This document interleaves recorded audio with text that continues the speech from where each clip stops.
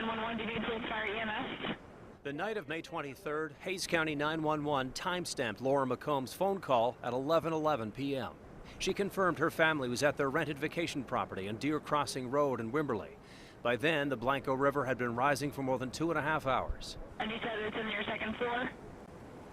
It's coming up to the second floor. I mean, it's so high up. Okay.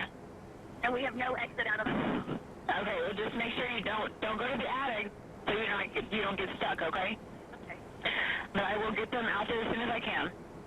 Okay, thank you. No problem. Bye-bye. Bye. 18 minutes later, an emergency dispatcher answered a call from a panicked woman who said their house was down and floating. The call would suddenly cut out.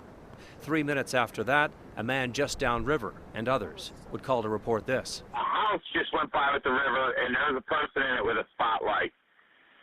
Okay, you said, so there's a house on the river? A house, yes, just went by through the river, and there was someone in it with a bright light. It's not clear if the McCombs got any warning their lives were at risk, that they needed to get to higher ground.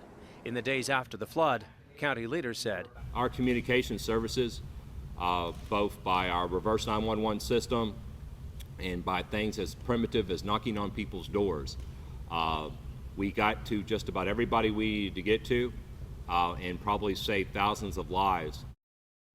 And it is not clear how many doors deputies actually got to and where they didn't. They began mobilizing, we heard, about 6:30 on that Saturday.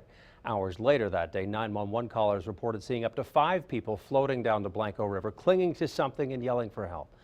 At 6 here, we'll look into how out-of-towners on vacation like the McCombs could have received an emergency notification. I'm Robert Maxwell, KXAN Investigates. Robert, thank you. So heartbreaking. And we want to put in perspective just how fast the water rose along the Blanco River, putting so many lives in danger. Jim is here to explain that for us. Shannon, take a look at this map. The families that were lost in the flood were in a home right there on Deer Crossing Lane, right on the river. And the flashing little white dot there, that's where the river gauge is located. And that's just 1 mile down the river, right on Ranch Road 12. Now, you can look and see how quickly the water rose that night. If we look at the chart here at 10:30, it was only up to about 9 feet at that hour at that gauge. An hour later, the water had already crossed minor to moderate flood stage and then into major flood stage very quickly, nearly 3 times higher at 26 feet. It then became the worst flood on record just 30 minutes later and ended up cresting at more than 40 feet an hour after that, which is when that gauge went offline. People who weren't aware of the flash flood warnings may not even have known they were in danger.